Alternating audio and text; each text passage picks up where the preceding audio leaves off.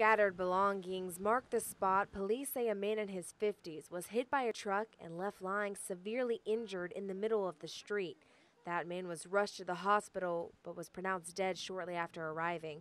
Police say they believe the victim lived on Winnebago. A group of witnesses told them the man was crossing the street here when a blue Dodge pickup truck ran him over. Police say based on what witnesses tell them and evidence they found in the bags the victim was carrying, they believe he might have either sat or even fallen down in the middle of the road just before he was run over. Officers tell us they found pill bottles inside his bags. They believe the victim may have suffered from a medical condition that caused him to fall down.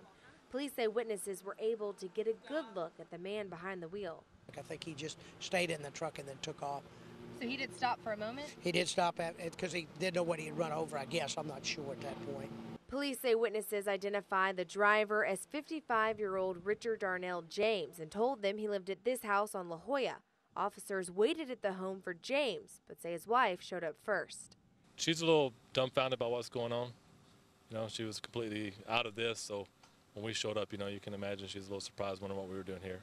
Police say they actually spoke to James on his cell phone and say he assured them that he would be right over to, quote, clear things up, but they say he never showed.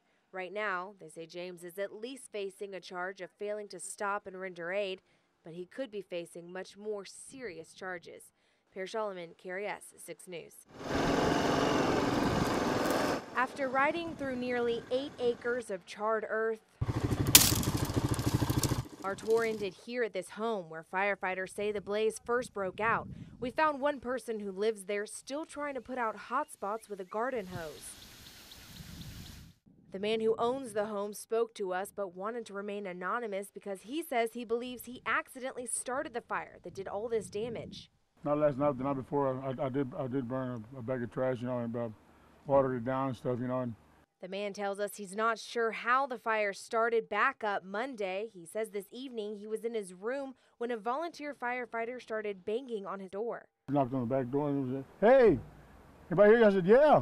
He said, "You know you got a fire out here?" I said, "What?" You can credit him with saving everything, you know. Firefighters tell us they were able to keep the flames from spreading to any other homes nearby, and as you can see, they say they were just barely able to keep the fire from reaching this home. But the man who claims he's responsible tells us he was never worried about his own property. I'm just glad nobody else's home burned down. If mine had burned down, then, you know, it's my fault. I'm